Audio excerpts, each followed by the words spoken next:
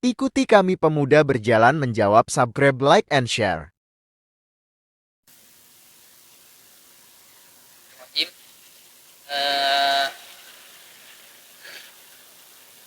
Ini sering terjadi ketika pelaksanaan sholat Jumat. Iya. Jadi pertanyaannya itu atau kejadiannya itu menginjak tanah di halaman masjid. Biasanya kan anak-anak itu atau orang-orang itu ketika sholat Jumat itu kan yang mau ke tempat wudhu itu ada saja yang tidak lewat di tempat yang telah disediakan oleh masjid. Artinya karena saking padatnya orang, dia itu ingin lekas-lekas masuk ke masjid, Cepat-cepat masuk. ya cepat-cepat masuk ke masjid, dia itu lewat di depan masjid yang ada tanahnya itu.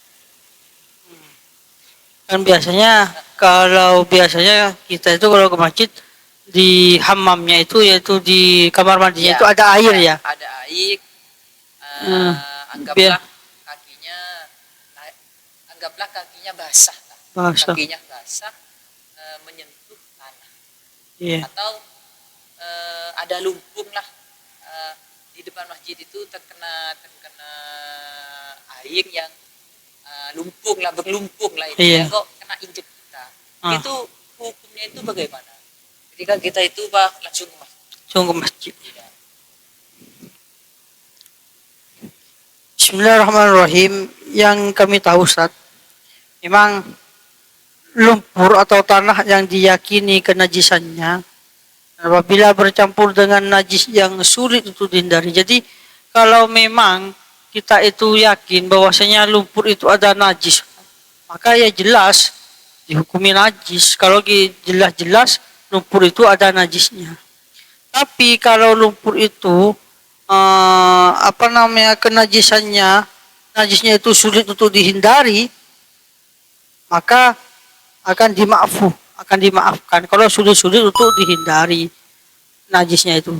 Tapi kalau bisa untuk lewat yang lain, lebih baik lewat yang lain itu.